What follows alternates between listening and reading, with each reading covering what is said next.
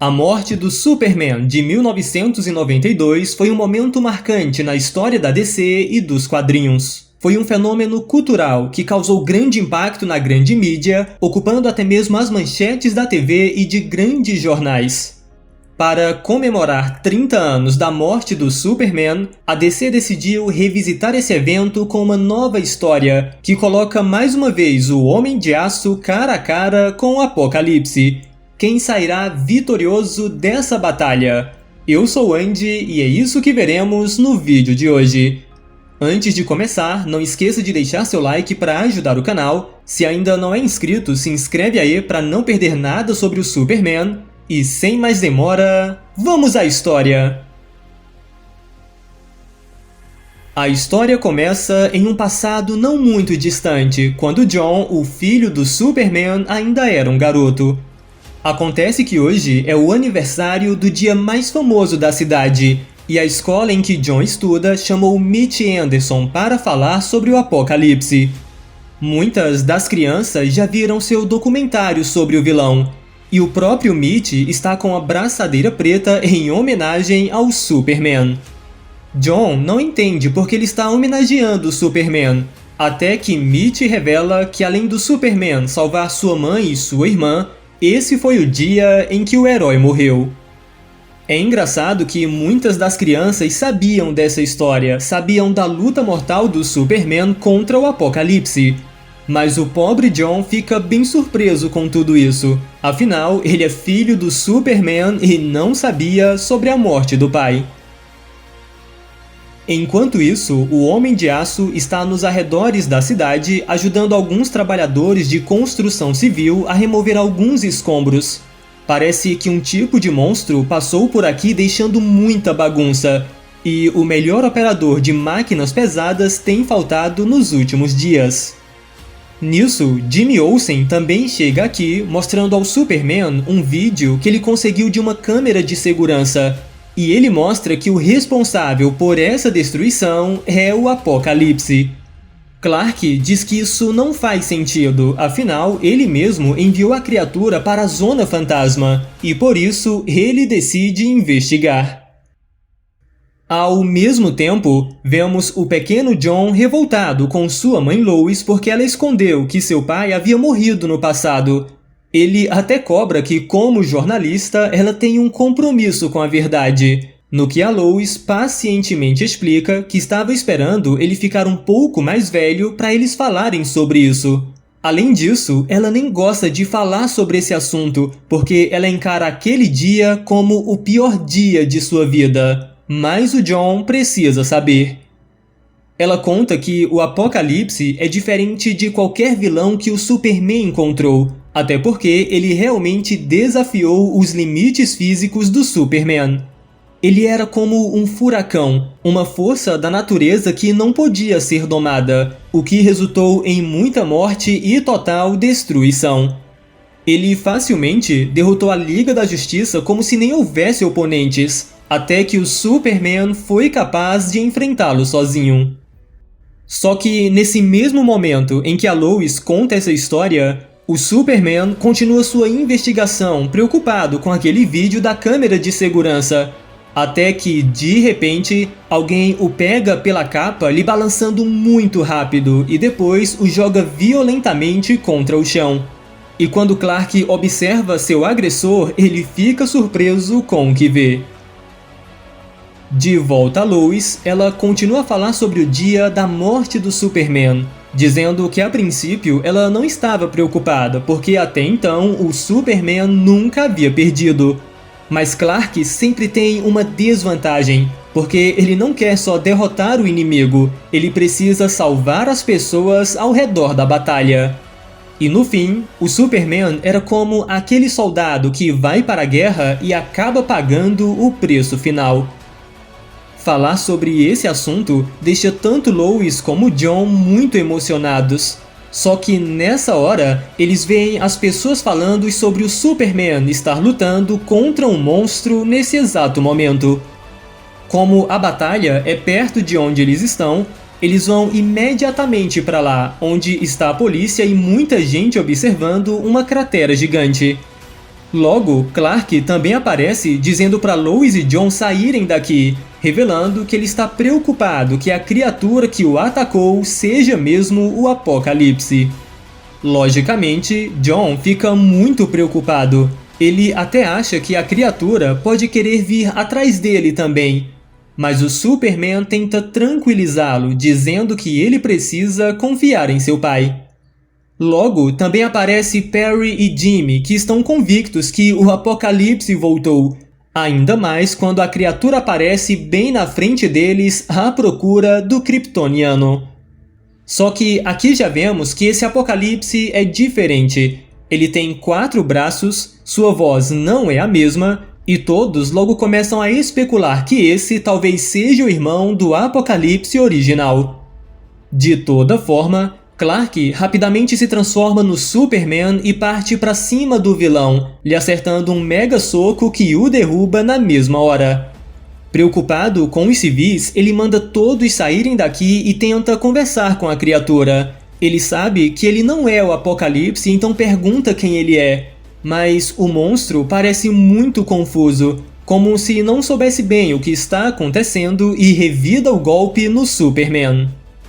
Vendo isso, John até queria ajudar seu pai, mas é impedido por sua mãe. O detalhe é que os trabalhadores de construção civil reconhecem a voz da criatura. É a voz daquele trabalhador que tem faltado nos últimos dias. E ouvindo isso, a Lois deixa John com Jimmy Perry e parte para sua investigação.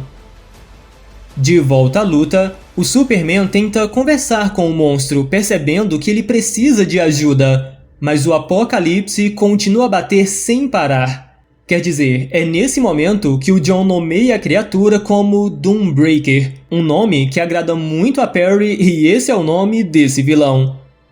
O Superman percebe que a criatura tem ficado mais forte à medida que lutam, então ele decide usar seus outros poderes que podem ser uma vantagem. Ele usa a visão de calor no Doombreaker, que no começo até sente dor. Mas, para a surpresa do Superman, a criatura também revida com visão de calor. Esse não é um poder natural dele, e Clark logo percebe que a evolução do Doombreaker é melhor que a do Apocalipse original. Esse pode desenvolver poderes para combinar com os seus, como se ele tivesse sido projetado especificamente para isso.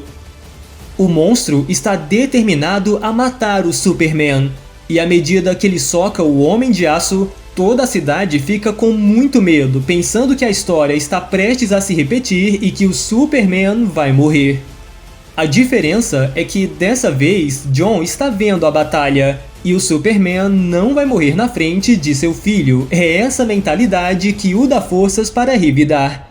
Ele diz que ninguém vai morrer hoje, ninguém vai se machucar e que as coisas vão acabar em paz. Agora pulamos para Lois, que foi até a casa de Lloyd Creighton, aquele trabalhador desaparecido. É aqui que ela descobre que Lloyd testemunhou a morte do Superman e foi um dos trabalhadores que limparam os escombros em Metrópolis após a derrota de Apocalipse. Só que ele pegou um pedaço do osso de Apocalipse como lembrança e o guardou em sua casa por anos. O problema é que o osso exalava um vapor que foi lentamente o afetando, até que ele se transformou no Apocalipse. E com essa informação, a Lois começa a gritar na esperança do Superman ouvir. De volta à batalha, agora é a vez do Superman atacar a criatura. Clark acerta uns bons golpes no Doombreaker e até parece estar lutando mais sério. Contudo, é nesse momento que ele escuta a voz da Lois, dizendo que esse monstro é na verdade um humano que teve seu DNA alterado por estar exposto a um dos ossos do Apocalipse.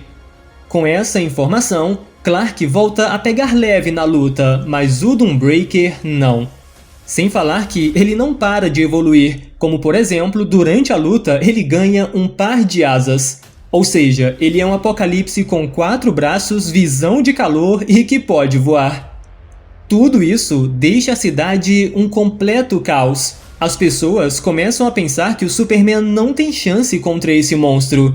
E realmente é isso que parece, porque movido pelo ódio por kryptonianos, O Doombreaker continua espancando o Homem de Aço, tanto que ele tira muito sangue do Superman. E o pior é que Clark não pode se soltar. Ele não quer matar o Doombreaker, ele quer dar um jeito de salvar a Lloyd Creighton.